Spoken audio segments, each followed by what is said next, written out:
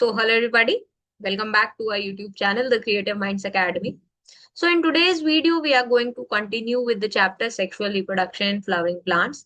Last जो video आई थी मैं आपको एक बार छोटा सा रिकैप दे देती हूँ। हमने इंट्रोडक्शन स्टार्ट किया था, ठीक है। हमने इंट्रोडक्शन के अलावा जो है basically stem and microsporangium pollen grain की बात की थी, फ्लावर स्ट्रक्चर की बात की थी, ठीक है। एंड उसके बाद में हम लोगों ने माइक्रोस्पोरोजेनेसिस की बात की थी एंड हमने पॉलन ग्रेन के बारे में पढ़ना स्टार्ट किया था। आज हम लोग इसी चैप्टर को कंटिन्यू करने वाले हैं। ये वाला जो पीडीएफ है ये आपको ऑलरेडी मैंने टेलीग्राम चैनल के ऊपर डाल दिया है, ठीक है। टेलीग्राम चैनल को आप ज्वाइन कर सकते हैं एंड वहां से पीडीएफ को डाउनलोड कर सकते हैं। बिना किसी देरी के आज के इस वीडियो को स्टार्ट करते हैं। Okay, so basically this video is part 2 of chapter sexual reproduction and flowering plants. Okay, चलो स्टार्ट कर लेते हैं। आप अब हम लोग पॉलन ग्रेन्स को ही कंटिन्यू करने वाले हैं। We are going to talk about pollen allergy, ठीक है। यहाँ तक हमने ऑलरेडी कवर कर लिया था, ठीक है। हमने पॉलन ग्रेन के स्ट्रक्चर को स्टडी कर लिया था। Now we are going to start with pollen allergy, ठीक है। मैं दोबारा बोल रही हूँ, नोट्स आपको कहाँ से मिलेंगे? टेलीग्राम चैनल से मिलेंगे। टेलीग्राम चैनल का लिंक आपको कहाँ मिलेगा? वीडियो के डिस्क्रिप्शन बॉक्स में, मैं पिन कमेंट में भी डाल दूँ। Now pollen grains of many species specially anemophilous plants. अब देखो ये एनिमोफिलस प्लांट्स क्या होते हैं ना, दो मैं चाहूँ तो आपको भी बता सकती हूँ, बट ये अभी हम लोग कुछ देर के अंदर जब पॉलिनेशन के बारे में पढ़ेंगे तो वहां मैं आपको बताऊंगी एनिमोफिली होता क्या है, ठीक है। It is a mode of pollination. And anemophilous plants कौन से होंगे जो ऑब्वियसली जहां पर पॉलिनेशन जो है वो बेसिकली थ्रू एनिमोफिली होगा, तो वो बेसिकली हम लोग अभी बात करेंगे। Because severe allergies and bronchial afflictions in some people often leading to chronic respiratory disorders like asthma and bronchitis। अब देखो कुछ लोगों के अंदर क्या होता है ना, जैसे ही वो किसी गार्डन में जाएंगे, किसी पार्क में जाएंगे, तो वहां पर क्या हो जाता है, उनको एकदम से स्नीजिंग होना स्टार्ट हो जाएगा, ठीक है। उनको कुछ एलर्जिक रिएक्शंस देखने को मिल रही होती है, ठीक है। तो बेसिकली क्यों देखने को मिलता है? बिकॉज वहां पर क्या है, पॉलन्स का कॉन्सेंट्रेशन ज्यादा है, ठीक है। उस वजह से कई बार उनको क्या देखने को मिलता है, पॉलन एलर्जी देखने को मिलती है। Okay, so here are some examples of plants causing pollen allergy. First is parthenium और carrot grass। अब ये जो है ये इंडिया का स्पीशीज नहीं है, carrot grass। It came into India as a contaminant with imported wheat, ठीक है। यानी कि जब wheat को import किया गया तो उसके साथ में बस ये आ गया था। एंड जैसे ही आया उसके बाद में इसने क्या किया, वो तो दैट वाज समथिंग जिसके ऊपर बहुत ज्यादा वो हो गया था। Basically it was a wheat. Okay, second is amaranthus and third is chenopodium. अब ये जो एग्जांपल्स हैं ये आपके लिए बहुत इंपॉर्टेंट है, ठीक है। देखो, यार आप बायोलॉजी स्टूडेंट, तो बायोलॉजी में ना कुछ चीजों का बहुत इंपॉर्टेंट रोल होता है, ठीक है। एंड उनमें से एक होते हैं examples and another can be diagrams. और ऑब्वियसली आपको कॉन्सेप्ट क्लैरिटी तो बहुत जरूरी है, ठीक है। एंड ये सब चीजें आपको एनसीईआरटी से तो गो थ्रू करनी ही करनी है। Now we are going to talk about certain pollen products. अब ये ना कुछ जनरलाइज चीज है तो इनके ऊपर मैं बहुत ज्यादा टाइम नहीं लगाऊंगी। Pollen grains they are rich in nutrients. Pollen consumption has been claimed to increase the performance of athletes and race horses, ठीक है। यानी कि अगर पॉलन का कंजम्पशन कोई करता है, ठीक है, तो एथलीट्स का परफॉर्मेंस इंप्रूव होता है, रेस हॉर्सेस का जो परफॉर्मेंस है वो इंप्रूव होता है। It has become a fashion in recent years to use pollen tablets, ठीक है। पॉलन टेबलेट्स को एज फूड सप्लीमेंट्स यूज किया जाता है। In Western countries, a large number of pollen product in the form of tablets and syrup are available in the market. Okay. Now here they have shown certain pollen products. जो diagrams है ना ये NCERT के diagrams है, ठीक है। Now pollen viability. अब देखो वायबिलिटी का मतलब क्या होता है? वायबिलिटी का मतलब अगर मैं सिंपल भाषा में आपको बोलूं तो पॉलन कितनी देर के लिए वायबल रहेगा। अब वो वायबिलिटी का मतलब यहाँ पर क्या होगा कि उसका कितना टाइम जो है, उसकी एबिलिटी है टू जर्मिनेट, ठीक है। अब देखो, मान लो कि पॉलन ग्रेन जो है, मान लो कि जो पॉलन ग्रेन है वो क्या हो गया, स्टिग्मा के ऊपर लैंड हो गया, ठीक है। पॉलन ग्रेन जो है वो स्टिग्मा के ऊपर लैंड हो गया, बट पॉलन ग्रेन वायबल ही नहीं है। अगर पॉलन ग्रेन वायबल नहीं होगा तो वहां पर पॉलन ट्यूब फॉर्मेशन नहीं होगा, वहां पर फर्टिलाइजेशन अकर नहीं करेगी। तो पॉलन ग्रेन का लैंड होना is one thing, viable pollen grain का लैंड होना is another thing. That is very important. Important, ठीक है, तो वो बहुत इंपॉर्टेंट होती है। तो पॉलन वायबिलिटी का जो रोल है दैट इज वेरी इंपॉर्टेंट, ठीक है, फर्टिलाइजेशन के लिए पॉलन्स का वायबल होना बहुत जरूरी होता है। Okay, now the period for which the pollen grains retain the ability to germinate on landing on the stigma is called as pollen viability, यानी कि वो टाइम पीरियड थ्रू विच, ठीक है, या जिस टाइम पीरियड के अंदर, या जिस टाइम पीरियड तक पॉलन ग्रेन्स के अंदर वो एबिलिटी होती है कि वो स्टिग्मा पे लैंड करे, उसके बाद में जर्मिनेट कर जाए, that is known as pollen viability. It is highly variable and depends on prevailing temperature and humidity, plus ये स्पीशीज के ऊपर भी डिपेंड करती है, ठीक है। दिस इज समथिंग ना जो स्पीशीज के ऊपर भी डिपेंड करेगी, ठीक है। डिफरेंट स्पीशीज के जो पॉलन्स की वायबिलिटी होती है दैट इज डिफरेंट, ठीक है, यानी कि वो जो पॉलन ग्रेन्स है वो कौन सी फैमिली के प्लांट के पॉलन ग्रेन्स है, ठीक है, उसके ऊपर भी वो डिपेंड करेगा। ऑब्वियसली टेम्परेचर एंड ह्यूमिडिटी, यानी कि एनवायरमेंटल फैक्टर्स जो है they also play an important role. Okay, चलो, pollen viability period in plants 30 minutes in rice and wheats, ठीक है, and several months in leguminous, leguminosae, rosaceae and solanaceae. This is very very important for you, ठीक है, this is very very important for you, ठीक है। Now pollen banks and cryo preservation, आपने blood bank सुना होगा, bank सुना होगा, ऐसी पॉलन बैंक्स होते हैं। पॉलन बैंक्स क्या होते हैं, जहां पर पॉलन ग्रेन्स को स्टोर किया जाता है। Okay, storage of pollen grains for years in liquid nitrogen eight -196 degree Celsius, this is very very important for you. Cryo preservation आपसे कितना पूछा जाता है इसका आप आइडिया भी नहीं लगा सकते, एंड इसको आप ग्रेजुएशन पोस्ट ग्रेजुएशन में भी पढ़ रहे होते हो। तो आपके लिए यहाँ पर टेम्परेचर, ठीक है, मीडियम, किस मीडियम के अंदर रखा जा रहा है, टेम्परेचर कितना है, -196 डिग्री सेल्सियस। मीडियम क्या है, लिक्विड नाइट्रोजन के अंदर पॉलन ग्रेन्स को रखा जा रहा है for later use in plant breeding programmes, इसी को हम लोग क्रायो प्रिजर्वेशन बोलते हैं। And the centres for storage of pollen they are known as pollen banks. Okay, I hope यहाँ तक आपको समझ में आया। अब यहाँ पे मैंने आपको एक और जो है छोटा सा एक ये एनिमेटेड डायग्राम यहाँ पे मैंने अटैच कर दिया है, तो हम लोग ऊपर एक बार बात कर चुके हैं, एक बार इसको भी देख लेते हैं। pollen grains का साइज दिखाया 25 to 50 micrometre in diameter, and pollen grains they represent the male gametophyte. Okay, now here is the exine, which is the outer layer. It is made up of sporopollenin. Sporopollenin is the most resistant organic material known. Okay, it can withstand, just a minute. Okay, most resistant, अरे यार, most resistant organic material known. Okay, it can withstand high temperatures, strong acids and alkalis, and no known enzyme can degrade it. ये मैं already बता चुकी हूँ। Germ पोर क्या होता है, area where sporopollenin is absent, ठीक है, यानी कि जर्म पोर वो एरिया है जहां पर स्पोरोपोलिन एब्सेंट होगा। Intine is the innermost layer, which is thin continuous layer and made up of cellulose and pectin, ठीक है। यहाँ पर आपको न्यूक्लियस दिखाया हुआ है, मैं आपको बताया था it is rich in cytoplasm, ठीक है।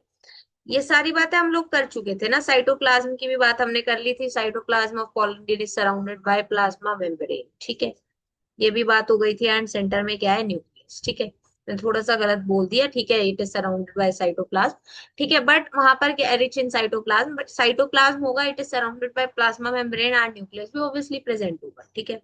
मॉडर्न एप्लीकेशन क्या है, pollen banks. Viable pollen is stored in, अब देखो ये बहुत इंपॉर्टेंट है कि वायबल पॉलन को स्टोर किया जाएगा। अब जो पॉलन नॉन वायबल है उनको स्टोर करने से क्या होगा, वो जर्मिनेट थोड़ी कर पाएंगे। This is very very important. Okay, चलो, आई होप यहाँ तक आपको समझ में आया। Now we are going to talk about the structure and development of male gametophyte. Okay, pollen grains और microspores they divide mitotically, यानी कि mitotic division होगा into two cells. One is the vegetative cell, colour change कर लेते हैं, black ले लेते हैं। First one is the vegetative cell. Vegetative cell अब क्या होता है, it is bigger in size, पहली बात।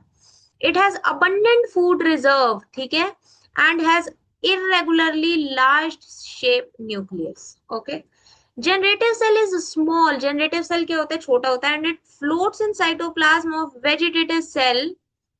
It is spindle shaped with dense cytoplasm and a nucleus. ठीक है, यानी कि वो क्या होता है, स्पिंडल शेप होता है with dense cytoplasm and a nucleus. Now pollination or shedding of pollen grains takes place at two-celled stage. Two-celled stage का मतलब ही क्या होता है, देखो, जब pollen grains के पास में क्या है ना, दो सेल्स है. ठीक है, जब pollen grains के पास में, जस्ट अ मिनट, मेरा मेरा पेन टैबलेट मुझे बहुत प्रॉब्लम्स देता है. ओके, अब देखते हैं. हम्म, okay,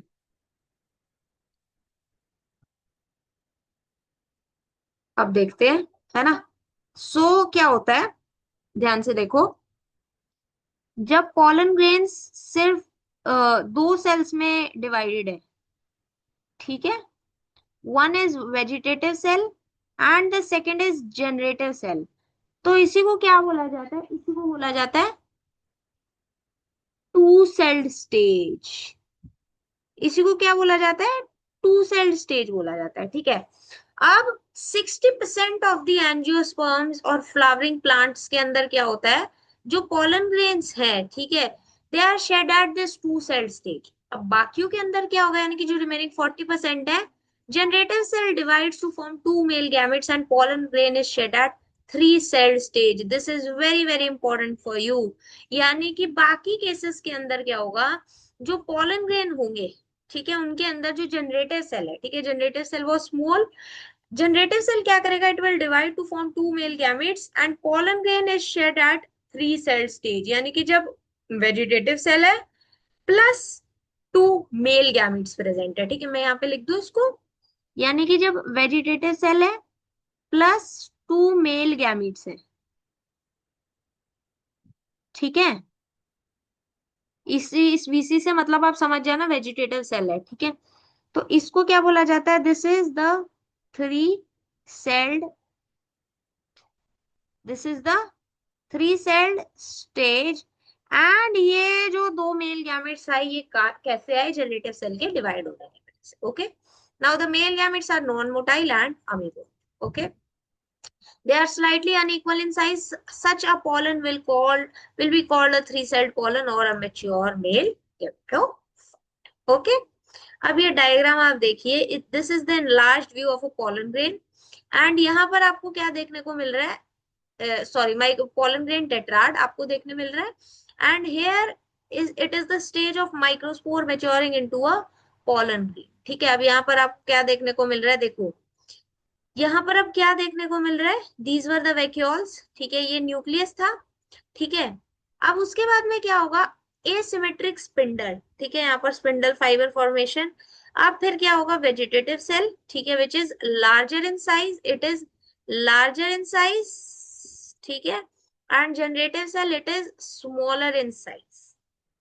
ठीक है, अब यही जनरेटिव सेल क्या करता है, ओके, अब यही जो जनरेटिव सेल है, ये क्या करेगा, it divides into two male gametes. ठीक है, it will divide into two male gametes. ठीक है, एंड जब ये डिवाइड कर जाता है तो वहां पर क्या बन जाता है, that is okay. I hope यहाँ तक आपको समझ में आया. अब इसी के साथ में हमने जो है वो मेल रिप्रोडक्टिव स्ट्रक्चर उसको यहाँ पर कंप्लीट कर लिया. Now we are going to talk about the female reproductive structure, the pistil, megasporangium और the ovule and embryo site. Okay, now gynoecium it is the female reproductive part of the flower. Already मैं आपको बहुत बार बता चुकी हूँ.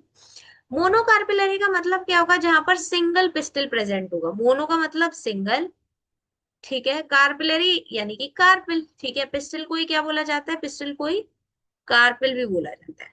ठीक है, and multi carpellary more than one pistil. ठीक है, उसको मल्टी कार्पिलरी बोला जाता है। अब मल्टी कार्पिलरी पिस्टल भी आगे क्या हो सकता है, it can be apocarpous and it can be syncarpous. Apocarpous में क्या होगा, when the carpels are free from each other, example क्या है मिशेलिया का। एंड सिनकार्पस में carpels are fuse together, example in Papaver. अब देखो ध्यान से सुनो, एपो में आ रहा है ए, यानी कि अलग होंगे, ठीक है। यानी कि जब जो कार्पेल्स हैं they are free from each other, okay, they are separated from each other, ठीक है, वो एक दूसरे से अटैच नहीं, एक दूसरे के साथ में फ्यूज नहीं है, उसको हम लोग एपोकार्पस कंडीशन बोलते हैं, एग्जांपल है मिशेलिया। एंड सिनकार्पस में carpels are fuse together, example is पैप। ओके, तो ये आपने याद रखना है, this is very important, examples specially बहुत इंपॉर्टेंट है।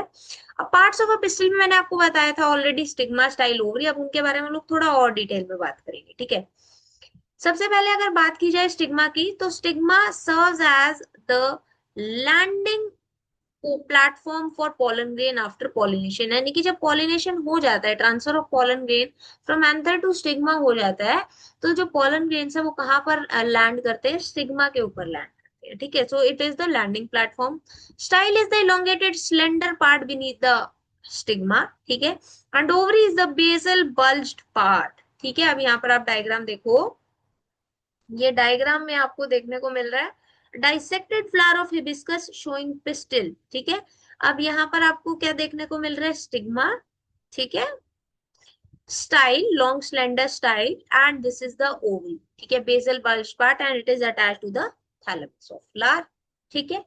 Now ovary has an ovarian cavity, ठीक है। अब ओवरी के पास में क्या होता है, it has an ovarian cavity with one और मोर चैम्बर्स, ठीक है। अब ओवेरियन कैविटी के अंदर चैम्बर्स होंगे जिनको लॉक्यूल्स बोला जाता है, जिनको क्या बोला जाता है, लॉक्यूल्स बोला जाता है। और जो प्लासेंटा होता है, प्लासेंटा जो होता है, it is located inside the ovarian cavity, okay, जो प्लासेंटा होगा it is located inside the ovarian cavity, this is very very important, ठीक है, this is very very important. arising from the placenta are megasporangia commonly called ovules। अब जो megasporangia होते हैं इन्हीं को हम लोग क्या बोलते हैं, ओव्यूल्स बोलते हैं, ठीक है। इन्हीं को क्या बोला जाता है, इन्हीं को बोला जाता है ओव्यूल्स, ठीक है। यानी कि प्लासेंटा से अराइज क्या करते हैं, बेसिकली प्लासेंटा से जो अराइज करते हैं दे आर ओव्यूल्स। ना ओवरी में हैव अ सिंगल ओव्यूल, ठीक है। आप एग्जांपल्स को हम लोग हाईलाइट कर लेते हैं। Single ovule as in wheat, rice, mango, ठीक है। यानी कि व्हीट, राइस, मैंगो, इनके अंदर सिंगल सिंगल ओव्यूल देखने को मिलते हैं। And many ovules in case of papaya, watermelon and orchids, this is important, ठीक है। तो बेसिकली एग्जांपल्स की बात हो रही है और कुछ इसमें ऐसे समझने वाला लिखा नहीं हुआ है, ठीक है। सो this is very very important for you. अब यहाँ पर आपको देखो क्या देखने को मिल रहा है, multi carpellary syncarpous pistil of Papaver, ठीक है, सिन कार्पस पिस्टिल आपको देखने को मिल रहा है पेपावर का, एंड मल्टी कार्पेलरी, ठीक है, मोर देन वन कार्पेल है, syn carpal, syncarpous condition, यानी कि जो कार्पल्स हैं they are fused together, okay, they are fused together. In part C multi carpellary gynoecium of Michelia, multi carpellary apocarpous. अब देखो यहाँ पर क्या है, बेसिकली एपोकार्पस, यानी कि जो कार्पल्स है they are free from each other, okay, they are not fused, ठीक है। इसका एग्जांपल है मिशेलिया, ठीक है। अब यहाँ पर आपको क्या दिखा हुआ है, different view of a typical anatropous ovule, ठीक है, एनाट्रोपस ओव्यूल, इसके बारे में अभी हम लोग डिटेल में बात करेंगे, तो इसको अभी हम लोग अभी अभी के लिए इसको यहाँ पर होल्ड पे रख देते हैं, okay. Now we are going to talk about ovule, ठीक है। अब हम लोग जो बात करने वाले हैं, we are going to talk about ovule, okay. Okay, so now we are going to talk about ovule, ठीक है। हम लोग ओव्यूल के स्ट्रक्चर की बात करेंगे। Ovule is the integumented indehiscent megasporangium, ठीक है। अब ओव्यूल के स्ट्रक्चर की हम लोग बात करते हैं। अब ओव्यूल के अंदर क्या क्या होता है, ध्यान से देखिएगा, funicle, hilum, integument, micropyle, chalaza, nucellus and embryo sac, ठीक है। ये क्या होते हैं, basically these are the parts of ovule, ठीक है। सबसे पहले अगर बात की जाए फ्यूनिकल की, so this is the stalk of ovule, ठीक है, यानी कि ये वो स्टॉक है जिसके through the ovule remains attach to placenta, ठीक है, उसको हम लोग फ्यूनिकल बोलते हैं। ठीक है, उसको क्या बोलते हैं, फ्यूनिकल बोलते हैं। हाइलम क्या होता है, it is the junction between ovule and funicle.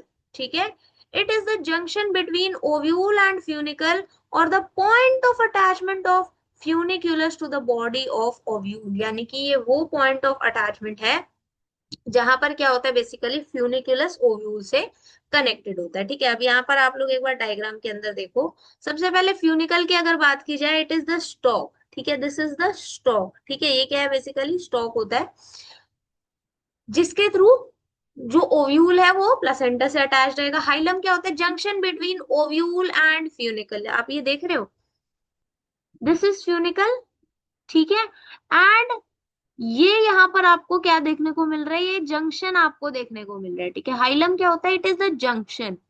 ठीक है, this is the junction between ovule and funicle. ठीक है, it is the junction between ovule and funicle. ठीक है, और the point of attachment of funiculus to the body of ovule, यानी कि वो पॉइंट ऑफ अटैचमेंट है जहां से जो फ्यूनिकुलस है ये बॉडी ऑफ ओव्यूल से कनेक्टेड होता है। ठीक है, नेक्स्ट इज इंटेग्यूमेंट। अब इंटेग्यूमेंट क्या होता है, दीज आर वन और more protective envelope which surrounds the body of ovule. ठीक है, यानी कि these are the protective envelope जो क्या करते हैं, बेसिकली ओव्यूल की बॉडी को सराउंड करते हैं। This is the outer integument, this is the inner integument. Okay, फिर उसके बाद में होता है micropyle, the pore or passage present at the tip of ovule where integument is absent, यानी कि जो माइक्रोपाइलर एंड होगा दैट मींस वहां पर इंटेग्यूमेंट प्रेजेंट नहीं होगा। ठीक है, this is the pore or passage present at the tip of ovule. ठीक है, पोर or passage present at the tip of ovule, ये देख रहे हो आप, this is the tip of ovule. Okay, this is the tip of ovule.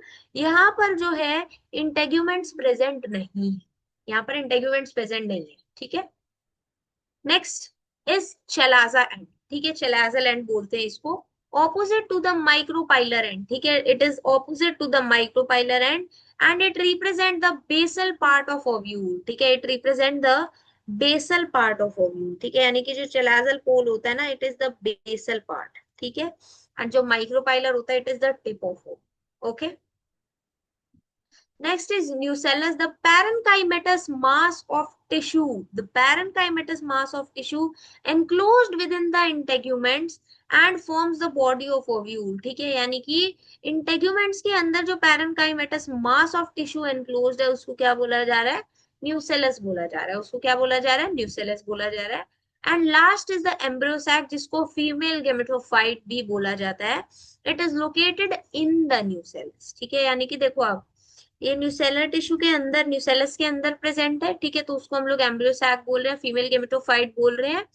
Ovule generally has a single embryo sac form from a megaspore. ठीक है, अब ovule के अंदर क्या होता है, जनरली एक सिंगल एम्ब्रियो सैक प्रेजेंट होता है which is formed from a megaspore. Okay, I hope यहाँ तक आपको समझ में आया। ये डायग्राम आपके लिए बहुत इंपॉर्टेंट है। ठीक है, this diagram is very very important for you. ठीक है, ये अक्सर ना आपसे पूछा जाता है पेपर में, तो इसको आपने याद रखना है। लेबलिंग भी आपसे पूछ सकते हैं वो। ठीक है, now we are going to talk about the types of ovule on the basis of relative position of micropyle, यानी कि माइक्रोपाइल की पोजीशन किस तरीके से, उसकी पोजीशन के बेसिस पे क्या होता है, डिफरेंट टाइप ऑफ ओव्यूल्स होते हैं। ठीक है, also based on the relative position of micropyle, body of ovule and funicle। ठीक है, यानी कि डिग्री ऑफ कर्वेचर कैसा है बेसिकली उसके ऊपर डिपेंड करता है। अब देखो, इनकी डेफिनेशन और इनको डिटेल में भी आपने नहीं पढ़ना है, इनके एग्जाम्पल्स आपने ये जरूर याद रखना है। ठीक है, एग्जाम्पल्स प्लस टाइप्स। ठीक है, यानी कि 6 टाइप ऑफ ओव्यूल देखने को मिलेंगे। Orthotropous ovule, example Piper, polygonum and cycas. Anatropous ovule is most angiospermic families. Hemianatropous example ranunculus, Campylotropous in members of Leguminosae and Crucifery. Amphitropous is Lemna, Poppy and in Elisma. Cercinotropous is in Opuntia, ठीक है, which is of family Cactaceae and Plumbagidae. Okay. I hope यहाँ तक आपको समझ में आया। अभी देखो, इसमें कुछ समझाने वाला नहीं है अभी आपको। ठीक है, वरना फिर वो बहुत ही डिटेल्ड हो जाएगा। आपको इसके एग्जांपल्स याद रखना है, टाइप्स याद रखना है। ठीक है, अब now here I have shown the diagram of pistil and anatropous ovule. ठीक है, इसको ध्यान से देखते हैं, कलर में चेंज कर लेती हूँ। ऑरेंज ले लेते हैं, ठीक है। देखो अब यहाँ पे क्या है, stigma is the landing pad, style is the tunnel, ठीक है। बेसिकली किस किस तरीके से हम लोग उसको रेफरेंस दे सकते हैं ना, वो यहाँ पर दिखा है, वो ovary is the swollen base, ठीक है। अब ओवरी के अंदर क्या होता है, अच्छा this is very very important for you, ठीक है। This is very very important कि ये जो न्यूसेलस है इसका फंक्शन क्या होता है, it acts as a pantry full of reserve food for the developing embryo sac, ठीक है। जो डेवलपिंग एम्ब्रियो सैक है उसके लिए बहुत सारा रिजर्व फूड मटेरियल कहाँ पे प्रेजेंट होता है, न्यूसेलस में प्रेजेंट होता है, ठीक है। अब ये जो आपको दिखाया हुआ है ना, this is the anatropous ovule, ठीक है, this is the anatropous ovule. देखो this is the micropylar and the tiny opening at the tip where integuments are absent, ठीक है।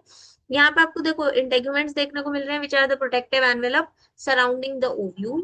Hilum is the junction where body of ovule fuses with the funicle, आप देख रहे हो ये जो diagram, अच्छा ये जो डेफिनेशन है वो मुझे लगता है आपके लिए थोड़ा ज्यादा इजी रहेगा, या समझना इससे इजी हो जाएगा। यानी कि हाइलम वो जंक्शन है जहां पर जो बॉडी ऑफ ओव्यूल है वो फ्यूनिकल के साथ में फ्यूज कर रही है, ठीक है। फ्यूनिकल क्या है, the stalk attaching the ovule to the placenta, ठीक है। फ्यूनिकल क्या है, this is the stalk which attach the ovule to the placenta. And hilum क्या है, वो जंक्शन है जहां पर क्या हो रहा है, जो बॉडी ऑफ ओव्यूल है वो फ्यूनिकल के साथ में फ्यूज हो रही है, ठीक है। सो दैट इज हाइलम, ठीक है। न्यूसेलस क्या है, central mass of cell rich in reserve food material and chalazal pole, the basal part of ovule opposite to the micropylar, okay. I hope यहाँ तक आपको समझ में आया। Now we are going to talk about megasporogenesis, ठीक है। Microsporogenesis क्या था, the process of formation of microspore from microspore mother cell. Megasporogenesis क्या होगा, the process of formation of megaspore from megaspore mother cell, उसी को हम लोग मेगास्पोरोजेनेसिस बोलेंगे। Ovules generally differentiate into single megaspore mother cell in the micropylar region of nucellus. Very very important. यानी कि जो ovules होते हैं ना, they develop into single megaspore mother cell in the micropylar region. This is very very important. कौन से region के अंदर, in the micropylar region of nucellus. अब MMC होता क्या, it is the large cell containing dense cytoplasm and a prominent nucleus. It undergoes meiosis, ठीक है। अब ये क्या करेगा, it undergoes meiosis and forms a linear tetrad of 4 haploid megaspore. ये क्या करता है, यहाँ पर 4 हेप्लॉइड मेगास्पोर बनते हैं। आगे जो मैं बोलने वाली हूँ that is very very important, out of which one remain functional. यानी कि यहाँ पर क्या हो रहा है, जस्ट अ मिनट में अपना लैपटॉप चार्जिंग पे लगाती हूँ, ओके ओके। हाँ, तो जैसे माइक्रोस्पोरोजेनेसिस में क्या हो रहा था, माइक्रोस्पोर्स क्या कर रहे थे, माइक्रोस्पोर टेट्राड वहां पर फॉर्म हो रहा था। अब इस केस में भी megaspore mother cell it will undergo meiosis and उसके बाद में it will form a linear tetrad of 4 megaspore. अब उन 4 मेगास्पोर्स में से only one will be functional, ठीक है। यानी कि सिर्फ एक होगा जो फंक्शनल होगा, कौन से वाला, जो चेलाजल एंड के पास में प्रेजेंट होगा। चेलाजल एंड कौन सा एंड था, it was the basal part, ठीक है, ठीक है, it was the basal part. And जो बाकी 3 होंगे towards the micropylar end they will degenerate, okay, they will degenerate. Now what is the importance of meiosis in megaspore mother cell, it ensures the formation of a haploid female gamete before fertilization, ठीक है। this is very very okay. I hope यहाँ तक आपको समझ में आया। अब हम एक बार ये डायग्राम देख लेते हैं, this is a diagram showing parts of ovule showing a large megaspore mother cell, a dyad and tetrad of microspore megaspores, ठीक है। अब देखो ये क्या है, this is the micropylar end, ठीक है। ये क्या है, nucellus and this is the megaspore mother cell, ठीक है। अब देखो माइक्रोपाइलर एंड इधर है, यानी कि चेलाजल एंड नीचे है। अब ये न्यूसेलस है यहाँ पर, ठीक है। अब यहाँ पर देखो क्या हो रहा है, मेगास्पोर मदर सेल था, अब यहाँ पर मेगास्पोर डायड बन गया, ठीक है। यानी कि मेगास्पोर डायड बन गया, उसके बाद में मेगास्पोर टेट्राड फॉर्म होगा। तो जो चेलाजल एंड की तरफ मेगास्पोर होगा it will only be functional, जो टुवर्ड्स माइक्रोपाइलर एंड होंगे they will degenerate, okay, they will degenerate, ठीक है, ओके। अब यहाँ पर मैंने आपको एक एनिमेटेड डायग्राम दिखाया ऑफ मेगास्पोरोजेनेसिस, ठीक है। इट इज मोनोस्पोरिक डेवलपमेंट, ठीक है। मोनोस्पोरिक डेवलपमेंट का मतलब क्या होता है, पहले वो देख लेते हैं। The method of embryo sac formation, the process of embryo sac formation where the entire female gamete, अरे यार ओके रुको, where the entire female gametophyte, okay, is built from a single functional megaspore. अब देखो यहाँ पे क्या हो रहा है, मेगास्पोर डायड फॉर्म हुआ था, मेगास्पोर टेट्राड फॉर्म हुआ था, मेगास्पोर टेट्राड के अंदर सिर्फ एक मेगास्पोर जो था वो फंक्शनल था। तो अब single megaspore, single functional megaspore से जब एंटायर फीमेल गेमेटोफाइट फॉर्म होता है तो उसी को हम लोग मोनोस्पोरिक डेवलपमेंट, ठीक है, उसी को हम लोग मोनोस्पोरिक डेवलपमेंट बोलते हैं। अब यहाँ पर आपको दिखा हुआ है megaspore mother cell, it differentiate into the micropylar region into of the nucleus, nucleus के माइक्रोपाइलर रीजन में ये डिफरेंशिएट करेगा, ठीक है, डिफरेंशिएट करेगा। अच्छा, इसका ये प्लॉइडी क्या है, इसका जो प्लॉइडी है इट इज डिप्लॉयड, ठीक है। अब उसके बाद में क्या होगा, मियोसिस होगा यहाँ पर, ठीक है, तो मेगास्पोर टेट्राड फॉर्म होगा, ठीक है, and this is haploid in nature, okay. अब यहाँ पर क्या होगा, तीन megaspore will degenerate, only one will remain functional. देख रहे हो कितना सुंदर यहाँ पर ये डायग्राम से दिखाया हुआ है। तो this is the one functional megaspore जिसका प्लॉइडी विल बी एन। अब यहाँ पर ploidy check, this is very very important for you, ठीक है। न्यूसेलस का ploidy will be diploid, megaspore mother cell will be diploid, functional megaspore will be haploid and female gametophyte will be haploid in nature, okay. I hope यहाँ तक आपको समझ में आया। अब हम लोग बाकी का जो है वो हम लोग नेक्स्ट वीडियो के अंदर कंटिन्यू करेंगे, ठीक है, from the topic female gametophyte और एम्ब्रियो। आई होप यहाँ तक आपको समझ में आया। अगर आपको ये वीडियो अच्छी लगी हो then please like the video, do share with your friends, and अगर आपने अभी तक हमारे यूट्यूब चैनल को नहीं सब्सक्राइब किया है then please do support us by subscribing to our YouTube channel. We'll meet you with the next part of this chapter. Till then, keep learning.